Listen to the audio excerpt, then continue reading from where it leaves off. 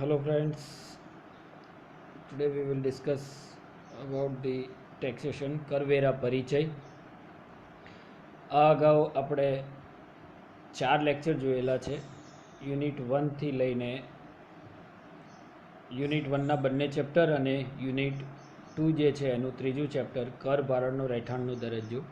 રહેઠાણના દરજ્જાના જે આગળના લેક્ચર થયેલા છે એમાં આપણે એની રહીશ, સામાન્ય રહીશ અને બિન રહીશની જે શરતો છે આના વિશે ચર્ચા કરેલી હતી. એક એક્ઝામ્પલ પણ આપણે જોયેલો છે. હવે આપણે એક એક્ઝામ્પલ આજે બીજો એક એક્ઝામ્પલ જોઈશું. આપની બુક જે છે BS શાહની એમાં ઉદાહરણ નંબર 3 આપેલું છે. જૂની બુક હશે તો ઉદાહરણ નંબરમાં ફેરફાર હોઈ શકે છે. અહીંયા મેં પૂરેપૂરી એની જે ઇન્ફોર્મેશન છે એ આપી દીધી છે, એક્ઝામ્પલ જ લખી દીધો છે. સ્લાઇડમાં તમે જોઈ શકો છો તમારી સ્ક્રીન પર.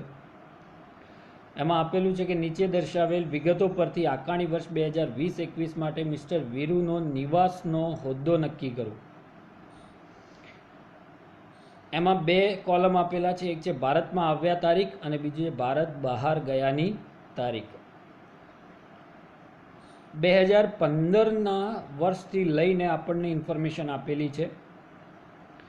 બીજી ઇન્ફોર્મેશન એવી કોઈ આપેલી નથી કે મિસ્ટર વીરુ એ ભારતીય નાગરિક છે કે વિદેશી નાગરિક છે.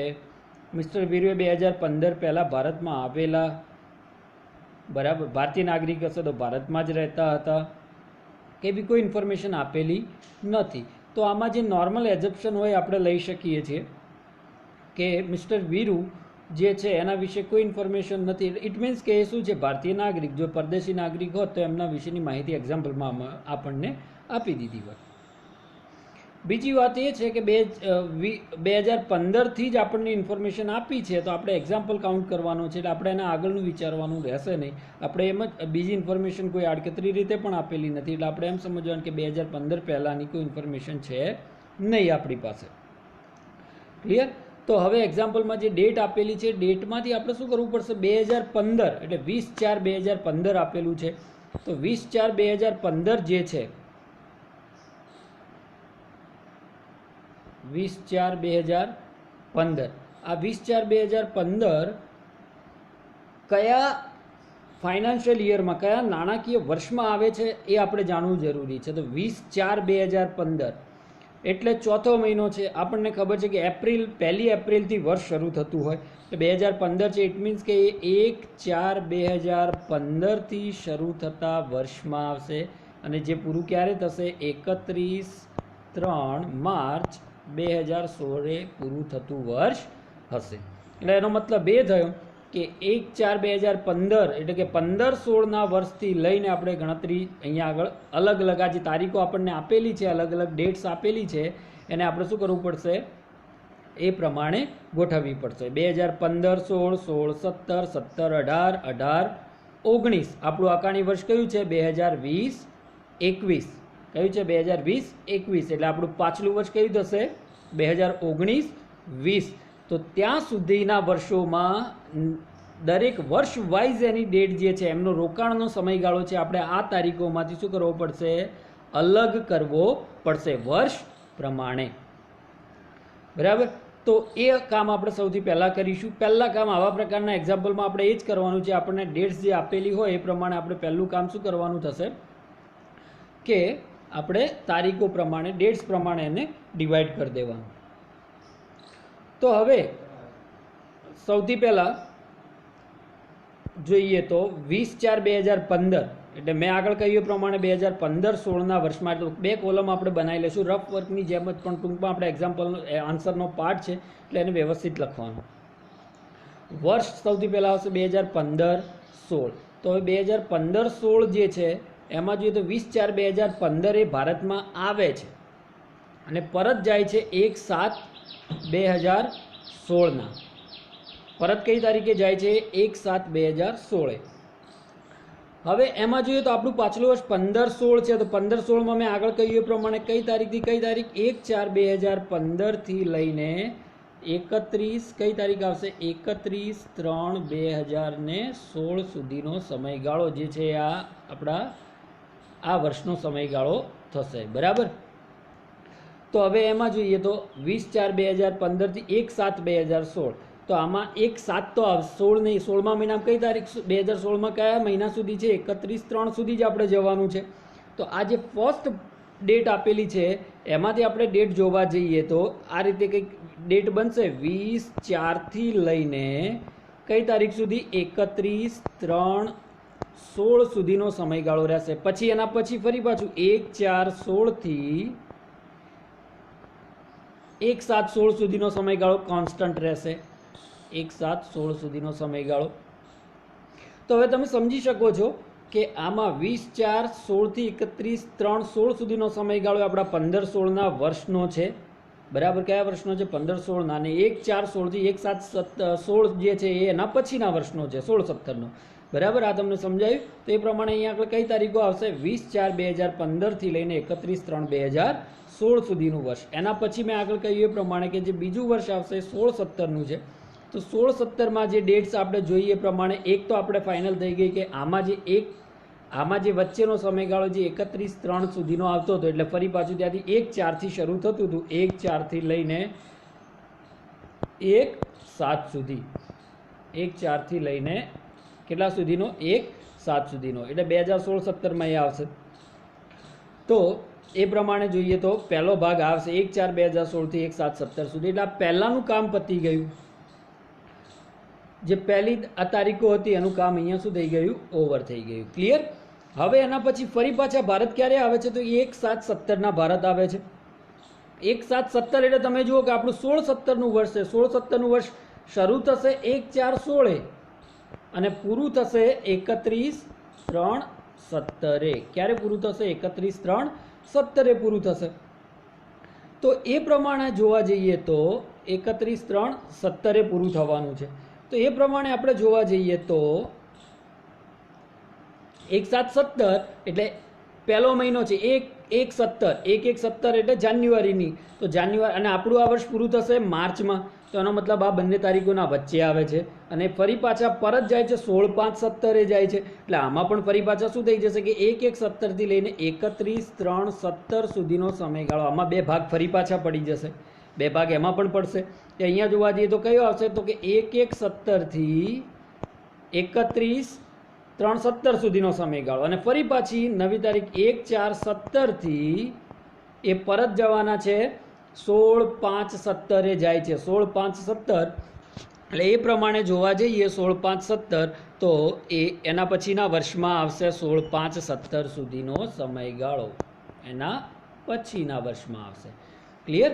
એટલે કયામાં આવશે, 17-18માં. તો આપણે એ પ્રમાણે જોઈએ તો આમાં બીજી તારીખો કઈ આવતી હતી, 1/1/17 થી લઈને 31/3/17નો સમયગાળો જે છે એ આપણા કયા વર્ષમાં આવશે, 2016-17માં આવશે. અને આ પાછળવાળો ભાગ જે છે આપણે આ તારીખને અત્યારે બાયફર્ગેટ કરી રહ્યા છીએ, એના ભાગ પાડી રહ્યા છીએ જે આપણને ડેટ આપેલી છે એ પ્રમાણે. બરાબર. તો એમાં એક આવશે 16-17માં અને 1/4/17 થી 16/5/17 આવશે 17-18માં. ક્લિયર. તો એ પ્રમાણે અહીંયા ડેટ આપણે લખીએ તો આમાં બીજી આવી જશે 1/1/17 થી 31/3/17 સુધીની. બરાબર. આ જે ભાગ હતો, આ જે વિગત હતી એમાંથી પૂરેપૂરામાંથી બે ભાગ પડી જાય છે.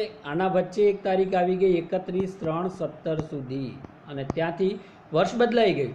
ત્યાંથી વર્ષ શું થયું, બદલાઈ ગયું. વર્ષ બદલાઈ ગયું એટલે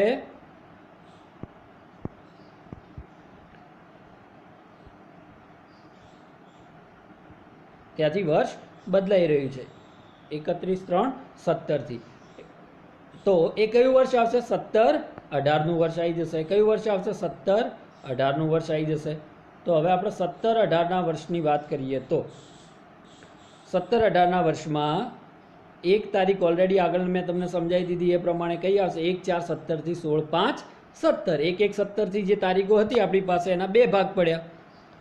આ જે તારીખ હતી એના આપણે બે ભાગ પાડ્યા છે. એક ભાગ કયો આવશે, તો કે ભાઈ 1/1/17 થી 31/3/17 સુધીનો ભાગ, અને બીજો ભાગ એમાંથી કયો આવશે, તો કે 1/4/17 થી 16/5/17 સુધીનો. અહીંયા એ ડેટ પણ શું થઈ ગઈ, પૂરી થઈ ગઈ. આ પણ આપણે કરી લીધી, આ પણ આપણે ભાગ પાડી લીધા. હવે ફરી પાછા ક્યારે આવે, 12/1/2019 આવે છે. 12/1/2019 જ્યારે આપણું 17-18નું વર્ષ ક્યારે પૂરું થઈ જશે, 31/3/17 18 આપણું આ વર્ષ શું થઈ જશે, પૂરું થઈ જશે. 31/3/18 એટલે એનો મતલબ એ આવે છે 12/1/19માં, તો આ વર્ષમાં તો આવતા નથી, એટલે આ વર્ષનું કામ પૂરું થઈ ગયું. હવે 17-18 પછી કયું વર્ષ આવશે? 18-19. 17-18 પછી કયું વર્ષ આવશે? 18-19નું વર્ષ. તો 18-19ના વર્ષમાં જોઈએ. 18-19ના વર્ષમાં આપણે જોઈએ તો કઈ તારીખથી કઈ તારીખ સુધી આવશે 18-19નું વર્ષ? તો કે ભાઈ 1/4/18 થી લઈને 31/3/19નો સમયગાળો જે છે એ આપણી આ તારીખોમાં આવશે. તો હવે જોઈએ આ ભારતમાં પાછા કઈ તારીખ આવે? 12/1/19ના. તમે જોઈ શકો છો માર્ચ 2019માં આપણું આ વર્ષ પૂરું થાય છે અને એ 12/1/19માં આવી જાય છે. એનો મતલબ આ બંનેના વચ્ચે આવશે 12/1/19 એ આવે છે, 12/1/19 અને પરત ક્યારે જાય છે? 13/3/20 જાય છે. બરાબર, આપણે 13/3/20ની વાત પછી કરીશું. આ 12/1/19 થી 31/3/19 સુધીનો સમયગાળો આપણે અહીંયા પૂરો થઈ ગયો, એટલે આના આ વચ્ચે 31/3/19 સુધી જ આપણે આમાં જોયું.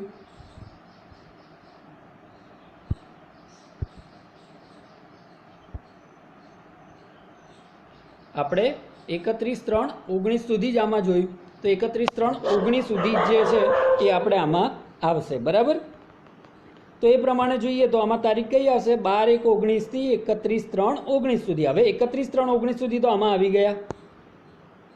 12/1/19 થી 31/3/19 સુધી તો જે છે આમાં આવી ગયા. એટલે હવે અહીંયા આગળ 31/3/19 પછીની તારીખ જોવાની થઈ. તો 31/3/19 થી લઈને કઈ 13/3/20 સુધીનો સમયગાળો જે છે જોવાનો થયો. તો તમે જોઈશો એના પછીનું કયું વર્ષ આવશે? આપણે એના પછી આવશે આપણું પાછલું વર્ષ, કારણ કે આપણું આકારણી વર્ષ કયું છે? 2021 છે. તો આપણું પાછલું વર્ષ આવશે 2019-20 જે છે.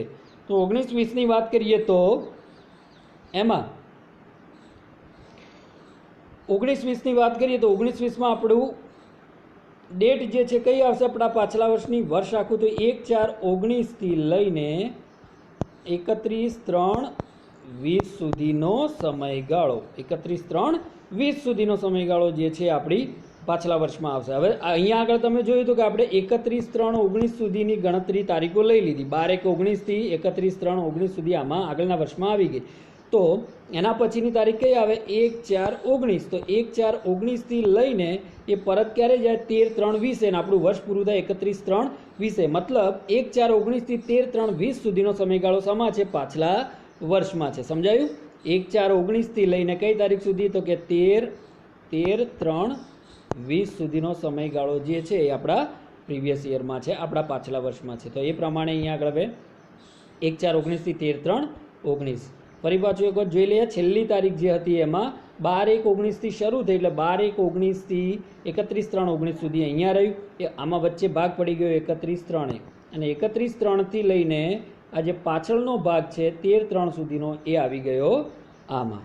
ક્લિયર? જે છે એ બધી આ ડેટની માથાકૂટ છે, તારીખોની એ આવડી જશે તો બાકીનું કામ તો ઇઝી છે. ક્લિયર? આગળ વધીએ તો હવે જોઈએ ડેટ્સ આપણે ડિવાઈડ કરી લીધી છે. એ ડેટ્સ આપણે જે આગળ ડેટ્સ ડિવાઈડ કરી છે એનો ઉપયોગ આપણે કરીશું આગળ. જે તારીખો આપણે અત્યારે હમણાં ડિવાઈડ કરેલી છે, આ તારીખો જે આપણી પાસે છે એનો આપણે આગળ શું કરીશું? ફરી પાછો ઉપયોગ કરીશું. એટલે આ જે બંચ છે એનો જ આપણે ઉપયોગ કરવાનો છે નેક્સ્ટ સ્લાઇડમાં. હવે એક્ઝામ્પલનું સોલ્યુશન સ્ટાર્ટ કરીએ આપણે. તો કે પાછલું વર્ષ 2019-20 આવશે, આકારણી વર્ષ 2021 આવશે. હવે આ જે ડેટ્સ વર્ષ વાઇઝ આપણે કર્યું તો એમાંથી હમણાં દિવસો ગણી નાખીએ. એક જ ટેબલ તમે બનાવશો કોઈ વાંધો નહીં, તારીખોને વેચી નાખો, 2 વખત ટેબલ બનાવવાની જરૂર નથી. પણ આ મેં સમજાવવા માટે 2 વખત ટેબલ બનાવેલા છે. એટલે તમે 1 વખત ટેબલ બનાવો છો ઇનફ છે, એમાં કોઈ ખોટું છે નહીં. ક્લિયર? તો એ પ્રમાણે વર્ષ રોકાણ જે આગળ મેં કર્યું હતું એ જ પ્રમાણે છે. વર્ષ અને રોકાણ એ ટેબલને આગળ કેરી ફોરવર્ડ કરવાનું. એમાં ગણતરી માટે પછી એના દિવસો કેટલા થયા, રહીશ છે કે બિન રહીશ છે, એ રીતે આપણે ગણીશું. બધું જ ગણી નાખીશું એટલે આપણે પાછળ ફરી પાછી ગણતરીઓ વારંવાર ન કરવી પડે. એક જ ટેબલમાં બધી ગણતરી જે જરૂરી છે એ થતી રહે, એક જ કોષ્ટકમાં. બરાબર? સૌથી પહેલું વર્ષ કયું આપણે જે આગળ ગણ્યું હતું એ પ્રમાણે 15-16. તો 15-16માં આપણે તારીખો ડિવાઈડ કરીને રાખી હતી 20/4/15 થી 31/3/16 સુધી. તો એમાં કયા મહિનાથી? 20/4/2015 થી સ્ટાર્ટ થાય છે. એટલે 20/4/2015 થી આપણે જોઈએ તો એના દિવસો ગણવાના થાય તો એપ્રિલ મહિનો છે એટલે એપ્રિલમાં કુલ કેટલા દિવસો આવે તો એપ્રિલ જે છે એમાં કુલ 30 દિવસ આવશે. એપ્રિલ મહિનામાં કુલ કેટલા દિવસો આવે 30. એમાંથી એ આગળના દાખલા મેં તમને સમજાવી દીધું કે જ્યારે આવતા હોય એ દિવસ ભારતમાં ગણાય એટલે આ 20 તારીખ ભારતમાં ગણવી પડશે. બરાબર. તો આગળના 19 દિવસ બાદ કરી દેવાના થાય તો -19 કરી દઈએ એટલે આપણે એપ્રિલમાં એમનું રોકાણ મળી જશે. આમાંથી 19 દિવસ શું કરી દો બાદ કરી દો. બરાબર. એટલે 11 દિવસ એમનું રોકાણ શું છે એપ્રિલમાં 11 દિવસ છે. પછી એપ્રિલ પછી મે આવશે, મે પણ આવી જશે, જૂન આવશે, જુલાઈ આવશે, ત્યાંથી જૂન જુલાઈથી લઈને છે ડિસેમ્બર સુધી, પછી ફરી પાછું જાન્યુઆરી ફેબ્રુઆરી અને માર્ચ 2016 સુધીની ગણતરીઓ થશે. અહીંયા ધ્યાન રાખજો ફેબ્રુઆરી 2016 છે લીપ યર છે એટલે 29 દિવસ આવશે. તો હવે જોઈએ દિવસો કેટલા આવશે. તો સૌથી પહેલાં જે મેં કહ્યું એમ એપ્રિલમાં 30 - 19 એટલે 11 દિવસ, પછી એપ્રિલ, પછી મે 31 દિવસ, છઠ્ઠો મહિનો છે, પાંચમો મહિનો સોરી, છઠ્ઠા મહિનામાં 30, સાતમા મહિનામાં 31, ફરી આઠમામાં 31, નવમામાં 30, દસમામાં 31, 11મા મહિનામાં 30, 12મામાં 31, પહેલા મહિનામાં 31 આવશે અને ફેબ્રુઆરી 2016 છે એટલે 28ની જગ્યાએ કેટલા આવશે લીપ યર છે એટલે 29 દિવસ, અને માર્ચ જે છે પૂરેપૂરા 31/3 સુધી રોકાયા છે એટલે માર્ચના પણ 31. છેલ્લી તારીખ હોય ને જતામાં જે તારીખ હોય એટલા દિવસો લખી દેવાના. બરાબર. એટલે અહીંયા આગળ 31 તારીખે જાય છે. કઈ તારીખે જાય છે 31. તો અહીંયા આગળ મેં કેટલા દિવસો લખી દીધા છે છેલ્લી તારીખમાં 31 દિવસ જ લખી દીધા. આ બધાનો સરવાળો 347 થાય છે, 347. બરાબર. એમનું સમેશન કરી લેવાનું સરવાળો એટલે ટોટલ સમેશન કેટલું થાય છે 347. હવે રહીશની કલમો તમને ખબર છે 182 દિવસથી વધુ હોય તો એ શું બની જાય રહીશ બની જશે. તો અહીંયા 182 થી વધારે છે એટલે સીધા રહીશ બની ગયા. બીજું કશું વિચારવાનું આવતું નથી. અહીંયા બસ ડાયરેક્ટ જ કેલ્ક્યુલેશન કરવાનું છે, લખવાની જરૂર નથી. તો રહીશ બની ગયા છે. ક્લિયર. હવે એના પછી 2016-17ની વાત આવશે. 2016-17ની વાત જોઈએ તો 16-17ની ડેટ્સ આપણે આગળ શોધી લીધી હતી. એ પ્રમાણે જોઈએ તો એમાં બે ડેટ્સ આવતી હતી. એમાં પહેલો ભાગ આપણે જોઈએ 1/4/16 થી 1/7/16 સુધી. એટલે આમાં તમે સીધું જોઈ શકો છો ચોથો મહિનો, પાંચમો મહિનો, છઠ્ઠો અને સાતમા મહિનાનો એક દિવસ. ચોથો મહિનો 1/4થી છે એટલે 1/4થી છે એનો મતલબ આખો જ મહિનો આવશે. તો ચોથો મહિનો એટલે એપ્રિલ મહિનાના 30 દિવસ પૂરેપૂરા આવશે. તો એના પછી એ રીતે જોઈ લે એપ્રિલના 30, એના પછી મે પાંચમાના 31, છઠ્ઠા મહિનામાં 30 દિવસ અને સાતમામાં પહેલી તારીખ છે એટલે એક જ દિવસ આવશે. એમ ટોટલ 92 દિવસ. એ જ રીતે આનો બીજો ભાગ પણ છે એટલે આનો બીજો ભાગ આપણે જોઈ લઈએ તો આમાં 1/1/17 થી 31/3/2017 સુધી છે. એટલે અહીંયા પણ જાન્યુઆરી આખો જ આવશે 1/1/17 થી એટલે જાન્યુઆરીના 31 દિવસ, ફેબ્રુઆરી 2017 એટલે 28 દિવસ અને માર્ચમાં 31 તારીખે જાય છે એટલે એના પણ 31 દિવસ એટલે ટોટલ 31, 28, 31. બરાબર. એટલે 90 દિવસ. બંનેનો સરવાળો કરી દેવાનો કારણ કે એક જ વર્ષનું છે એટલે 182 દિવસ થઈ ગયા. કેટલા થયા 182 દિવસ. એટલે એનો મતલબ શું થયો કે અહીંયા પણ એ રહીશ બની ગયા. તો છેલ્લા કોલમમાં આપણે લખી દઈશું રહીશ. અને આપણે આમાં રહીશ છે કે બિન રહીશ છે એ ચેક કરવાનું થાય તો આપણે સામાન્ય રહીશની જે જોગવાઈઓ છે એમાં પહેલી જોગવાઈ છે કે 10 વર્ષમાંથી ઓછામાં ઓછા 2 વર્ષ રહીશ હોવા જોઈએ. જો આપણે આ વ્યક્તિ આપણા ચાલુ પાછલા વર્ષમાં રહીશ બની જતો હશે તો સામાન્ય રહીશ ચેક કરવું પડશે અને એ ચેક કરવાનું થાય તો આ 2 વર્ષની જ જરૂરિયાત રહેવાની છે આપણને. એટલે હવે તમે કદાચ બે વખત બની ગયા તો પછી દર વર્ષે ચેક કરવાની જરૂર રહેતી નથી. હવે પછી જેટલા વર્ષ આવે છે એટલા વર્ષમાં રહીશ છે કે બિન રહીશ જોવાની જરૂર નથી. પણ બહુ સરળ છે, લખી શકો છો એટલે વાંધો નહીં આવે. તો નેક્સ્ટ યર જોઈએ. હવે 2017-18 17,000ની ડેટ આપણે આગળ શોધી લીધી છે. તો એ પ્રમાણે 1/4/17 થી 16/5/17 એટલે અહીંયા પણ એપ્રિલ આખો આવશે કારણ કે 1/4/17 આપેલું છે. 1/4/17 1/4/17 એટલે એપ્રિલ મહિનો. એપ્રિલ મહિનાના પૂરેપૂરા 30 દિવસ. એપ્રિલ પછી મે, તો મેના કેટલા દિવસ આવશે 16 જ દિવસ આવશે કારણ કે 16/5/17 જતા રહે છે. એટલે મેમાં જ્યારે જતા હોય ત્યારે જે તારીખો એ લઈ લેવાના એટલા જ દિવસો એટલે 16 દિવસ. તો આમાં 30 અને 17 ટોટલ દિવસ થશે 47. તો અહીંયા 46 16 તારીખ છે, 17 નહીં આવે. બરાબર. 16 ડેટ છે એટલે 16 દિવસ. 30 + 16 એટલે 46 એટલે ટોટલ થશે 46. અને અહીંયા આગળ 80 દિવસ 182 વાળી કલમ નથી ફૂલફિલ કરતા, શરતનું પાલન નથી થતું તો અથવાવાળી જોઈએ. 60 દિવસ તો 60 નથી 60થી ઓછા છે એટલે સીધો હિસાબ છે કે બિન રહીશ બની ગયા. સીધો હિસાબ થશે કે શું બની ગયા? બિન રહીશ. ક્લિયર? હવે આવશે 18-19નું વર્ષ. 18-19ની ડેટ્સ આપણે શોધી લીધી છે. 12-1-19 થી 31-3-19. તો આમાં જોઈએ જાન્યુઆરી, ફેબ્રુઆરી અને માર્ચ 3 મહિના થયા. જાન્યુઆરીમાં 12 તારીખે આવે છે તો જાન્યુઆરીના કુલ દિવસો 31 હોય. આગળના 11 દિવસ બાદ કરી દેવાના. આગળના 11 દિવસ જેમ શરૂમાં સમજાવ્યું એ પ્રમાણે માઇનસ કરી દેવાના. તો અહીંયા જોઈએ 31 - 11 એટલે 20 દિવસ આવશે. બરાબર. પછી ફેબ્રુઆરી 2019 એટલે 28 દિવસ આવશે. અને એના પછી માર્ચ એટલે માર્ચના કેટલા આવશે? 31 દિવસ આવશે. બરાબર. એટલે ટોટલ થશે આ ત્રણેયનું ટોટલ થશે 79. કેટલું થશે? 79. બરાબર. અને આ 79 એટલે 182 વાળી તો નથી થતી પણ 60 વાળી થાય છે. અને 60 વાળામાં બીજી શરત હતી કે આગળના 4 વર્ષના 365 દિવસ થવા જોઈએ. તો સીધો હિસાબ 347, 182, 46. સીધી નજર આપણને ખબર પડે છે કે 347 અને એમાં બીજા 182 ઉમેરે એટલે 365 થઈ જ જવાના છે. આગળના 4 વર્ષમાં થઈ જ જવાના છે. તો એ રહીશ બની જવાના છે. ક્લિયર? હવે આવશે આપણું પાછલું વર્ષ. એટલે અહીંયા 2 લાઈન કરીને ટેબલને અલગ કરી નાખ્યો. ખાલી પાછલા વર્ષની ગણતરી અલગ કરીએ આપણે. તો પાછલું વર્ષ 2019-20 એની ડેટ્સ આપણે જોઈ લીધી. 1/4/19 થી 13/3/2020 સુધી. આમાં જુઓ તો તમે આમ સીધી ખબર પડે કે ભાઈ ચોથા મહિનામાં આવે છે અને છેક વર્ષ પૂરું થવા ત્રીજા મહિનામાં 13 તારીખે જતા રહે છે. એટલે લગભગ આખું વર્ષ અહીંયા છે. તો હવે કેટલા દિવસ નથી એ જોવું હોય તો 13 તારીખ સુધી તો છે. માર્ચના 31 દિવસ હોય. માર્ચ આ એક બીજો શોર્ટકટ રસ્તો બતાવું છું. લાંબો તો તમને ઓલરેડી શીખવાડેલો છે, તમે એ રીતે કરી શકો છો. પણ આ જે છે ને જનરલ વસ્તુ છે, આઈક્યુની વાત છે કે ભાઈ કેટલી સરળતાથી તમે સમજો છો. તો એટલે અહીંયા આગળ પહેલાં જોઈ લો કે આ રીતે આ રસ્તો તો છે જ કે ભાઈ એપ્રિલના 30 દિવસ, પછી 5મો મહિનો છે મેના 31, પછી 6ઠા મહિનાના 30, 7મા મહિનાના 31, 8મા મહિનાના 31, 9મા મહિનાના 30, 10મા મહિનાના 31, 11મા મહિનાના 30. બરાબર. 11મા મહિના 30, 12મા મહિનાના 31, જાન્યુઆરીના ફરી 31, ફેબ્રુઆરી 2020 છે એટલે 29 થઈ જશે. લીપ યર છે એટલે એના 29 અને છેલ્લા માર્ચના 13 દિવસ. બરાબર. એટલે ટોટલ 348 થાય છે. બીજો રસ્તો એ છે કે આ લીપ યર છે એટલે 300 બીજો રસ્તો જોઈ લઈએ, શોર્ટકટ સીધા.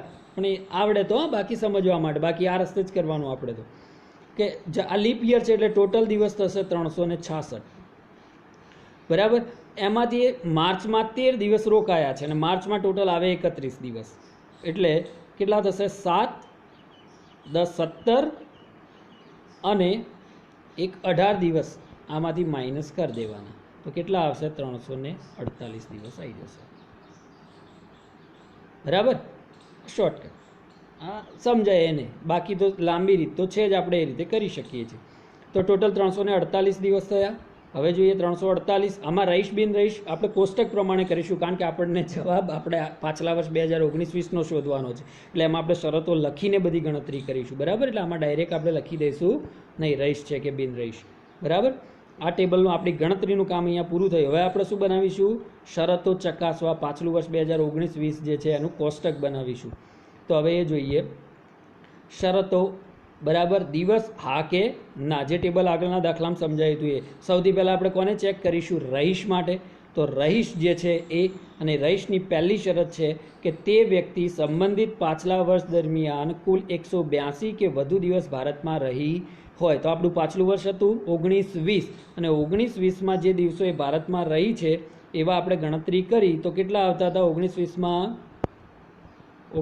આપણે જે ગણતરી કરી એ પ્રમાણે આપણે જોઈએ તો કેટલા દિવસ આવતા હતા?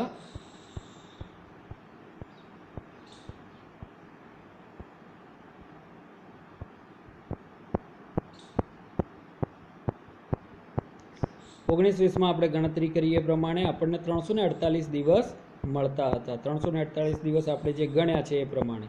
તો એ ટોટલ દિવસ એના જે છે 348 થશે. બરાબર. આ જે લાસ્ટ યર પાછલું વર્ષ છે આને યાદ રાખજો. એટલે વારંવાર સ્લાઇડ જે છે આપણે આગળ પાછળ ન કરવી પડે. ટોટલ દિવસ કેટલા આવે છે? 348. ટોટલ દિવસ કેટલા છે? 348. બરાબર. તો આ 348 દિવસ જે છે એ આપણી અહીંયા શરત, પહેલી જે શરત છે રહીશની એમાં. તો અહીંયા આગળ આપણે દિવસ લખીશું 348. એટલે અહીંયા આગળ છે 182થી વધુ એટલે શું થઈ ગયા? રહીશ બની ગયા, મતલબ સોરી હા રહીશ બની ગયા એમ જ, પણ આ શરતનો જવાબ શું આવશે? હા. બરાબર, શરતનો જવાબ આવશે હા. હવે આની અથવાની શરતો જોવાની જરૂર નથી, પણ આ સમજવા માટે છે, એક્ઝામ્પલ માટે, તો એટલે આપણે આગળ જોઈ લેશું. તો અથવાની શરતો આપણે જોવા જઈએ તો અથવામાં કઈ શરત આવશે? પહેલો ભાગ છે કે તે વ્યક્તિ પાછલા વર્ષ દરમિયાન કુલ 60 કે વધુ દિવસ ભારતમાં રહી હોય. તો એ પાછલા વર્ષ દરમિયાન 60 કે વધુ દિવસ, તો અહીંયા આગળ કેટલા આવે છે? પાછલા વર્ષમાં 348 દિવસ, એટલે એનો જવાબ પણ શું આવશે?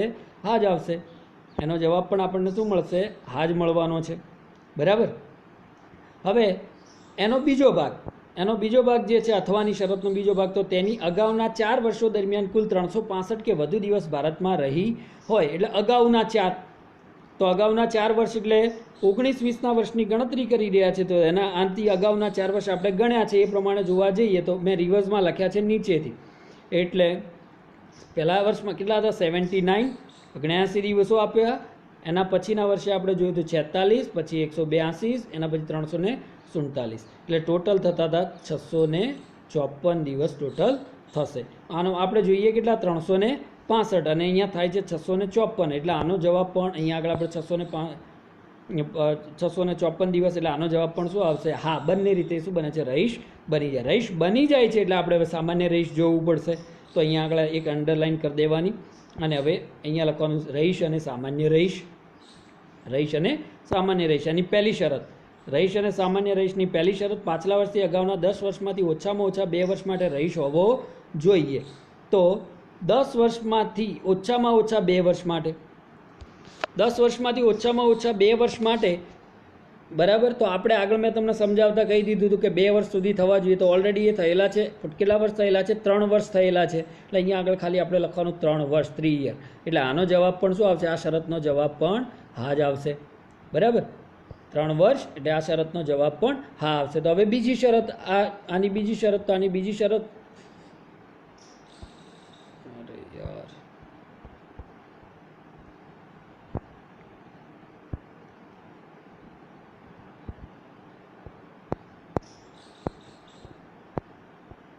આની બીજી શરત જે છે એ હતી આપણે કે પાછલા 7 વર્ષમાંથી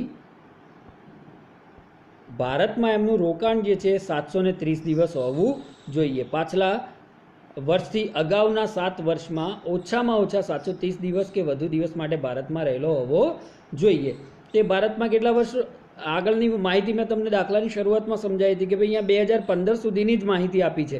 એટલે આપણે એવું પકડીને નહીં બેસવાનું કે 7 વર્ષની જોઈશે. નથી આપી તો આપણે આગળની માહિતી છોડ દો. આગળની જેટલા વર્ષની આપી છે એટલા વર્ષની જ ગણતરી કરો.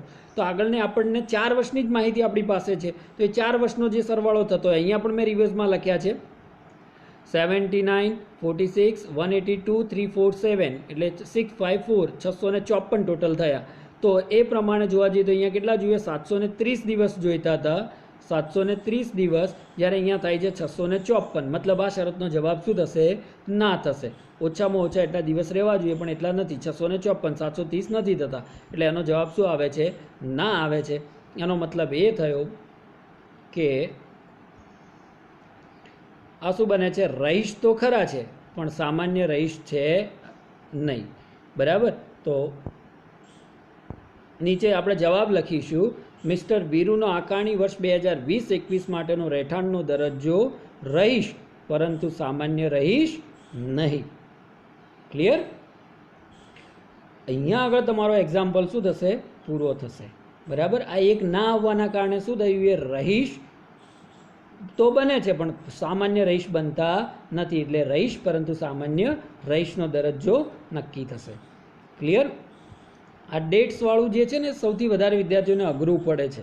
એમાં કોઈ મોટી વાત નથી, ફક્ત તમારું જે જનરલ સમજ છે તમારી એનો ઉપયોગ કરવાનો છે. અને ડેટ જે આપેલી છે, જે તારીખો આપેલી છે, એને વર્ષ વાઇઝ શું કરવી પડશે? અલગ ગોઠવવી પડશે, ડિવાઈડ કરવી પડશે. મેં બને એટલી સરળ કરવાની કોશિશ કરી હતી આમાં. એવું જરૂરી નથી કે આ જ રીતે વર્ષને તમે તારીખને અલગ અલગ ભાગમાં વેચી શકો. તમે તમારી રીતે એપ્લાય કરીને પણ કરી શકો છો. બરાબર. તો અહીંયા આગળ એક્ઝામ્પલ શું થશે? પૂરો થશે. આપણે નેક્સ્ટ એક્ઝામ્પલ આનો, આ જ ચેપ્ટરનો હજુ એક એક્ઝામ્પલ આપણે જોઈશું આના પછીના લેક્ચરમાં. બરાબર. આ પ્રમાણેના એક્ઝામ્પલ જે એક્સરસાઇઝમાં આપેલા છે એમાંથી તમે પ્રેક્ટિસ માટે કરી શકો છો. અને કોઈ જગ્યાએ કોઈ એક્ઝામ્પલમાં પ્રોબ્લેમ થાય તો તમે કમેન્ટ્સમાં મને કહી શકો છો. ક્લિયર? ઓકે, આશા રાખું છું કે સમજાયું હશે. ના સમજાય તો વાંધો નથી, હજુ આગળના લેક્ચર્સમાં આપણે એક્ઝામ્પલ જોઈશું, ધીરે ધીરે એમાં સમજ આવી જશે. ક્લિયર?